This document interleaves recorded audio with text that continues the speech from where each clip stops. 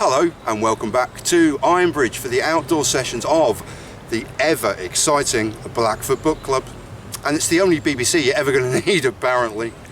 I've already read this chapter that's coming up. However, I'm in Ironbridge, as you can see. The background is beautiful, the foreground, don't think so. But my mum would have loved this place, my dad too.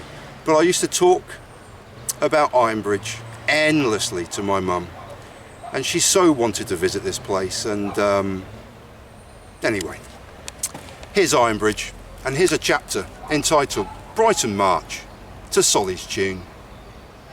Brighton 3, Liverpool 0. Oh Sussex, Sussex by the sea, good old Sussex by the sea. You may tell them all, we stand or fall for Sussex by the sea.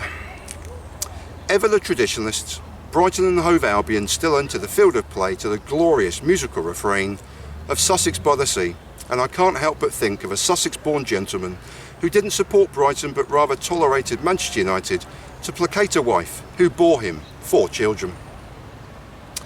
A footballing agnostic, an Arsenal fan and 2 Liverpool fans isn't a bad return for a passionate fan of Manchester United, and boy can I still see her beaming smile as she used to sing this grand old seaside anthem in deference to the man who adored her. That grand old anthem to a long ago footballing past reverberated around the stadium for a newer footballing future today, as 70-year-old records were broken by a team in blue and white stripes who thoroughly dismantled a team that were on the verge of quadruple greatness mere months ago. In the first half in particular, the men from Sussex, Sussex by the sea, were simply dismantling and pulling apart a team they played at their own and now seemingly old game. Bloody-minded determination to rat around in midfield, to grab that damn ball back, control the tempo of a pressing game, squeezing the life out of the middle third of the pitch with strikers retreating to defend and to start attacks, midfielders pressing forward for transitional balls. Brighton reminded me so much of the Liverpool team that were on the verge of ridiculous greatness less than a year ago, and I have no idea where that team has now gone. Injuries have seen the core of the team missing either long-term or stop and start short-term, and Sadio Mane will always remain a huge miss. I called this season earlier on as a sword of Damocles affair. After threatening to win everything in sight last season, this year would always be a huge come down regardless, but I never saw the downfall being so rapid and so far south, and on the south coast of Sussex, and Sussex by the sea. At the break, the Reds had registered just 1 single shot off target, and by the end of their chastening and 3-0 thrashing, for that's what this afternoon was, a thrashing, they'd added just 2 shots on target, 2 tame headers in fact, and only garnered their first corner of the game in the 90th minute. Aside from this, I noted Joel Matip's yellow card just after the quarter of an hour mark, as Brighton's Japanese striker Mitoma ran both him and his defensive mates ragged, causing havoc wherever he roamed, and the yellow card dished out to skipper Jordan Henderson on the half an hour as he left one on Moises Caicedo. It was a legitimate, if snide, tackle on the Ecuadorian and a badge of honour of sorts. Caicedo had been magnificent for the first 30 minutes of the game, the central hub to all of his team's Brighton inventive work, as well as the hard yards of persistent tackling, pressing and harassing the Reds to relinquish control of the ball.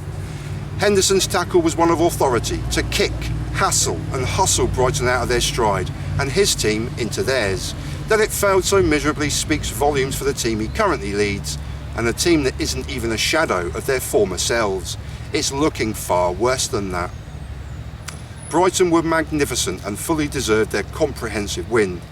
I compiled my matchday notes in 15-minute quarters today, and the team in blue and white stripes dominated every quarterly phase. Ending my first quarter of notes with Brighton acting as terriers in the middle of the field, this was exemplified by ex-Liverpool Red Adam Lallana, the industry of World Cup winner Alexis McAllister, and the nagging, probing runs of Mitoma. The second 15-minute spell was all Caicedo, and the lead up to the half-time break was now all Mitoma, probing and stretching the Reds' defence once more, the deep intuitive positions being taken up by fellow striker Evan Ferguson, who was outstanding, and the correctly ruled out goal from Solly March for offside. March would get his goal, Two in fact, the second a wondrous move that cut open the Reds' midfield and defence before his sublime cross shot past a helpless Alisson Becker into the Reds' goal, and on 53 minutes, Brighton had a deserved 2-goal cushion.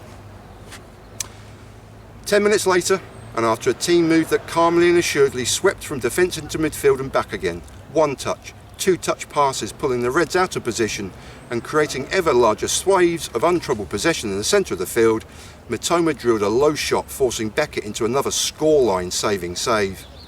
Controlled possession, stretching the opposition slowly then, with space to play and opposition players out of position, quick 1-2 passes and small triangles, and you've released your strikers again, bearing down on goal. It was all so reminiscent of a Liverpool team from not a long time ago. Brighton's third goal came from a throw-in, and with a touch or two of class, ex-Arsenal and Manchester United striker Danny Welbeck scored a well-taken goal, and that rather put a humbling full stop to a quite dreadful afternoon.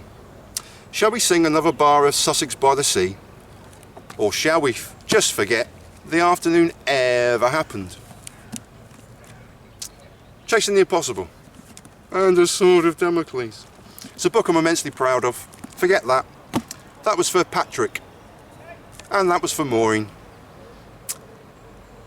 Oh, my beautiful parents. And a mother who desperately wanted to come to this place, and looking at the backdrop behind me, can you blame her? I miss your dad, and I desperately miss your mum. Peace and solidarity, and thanks for watching.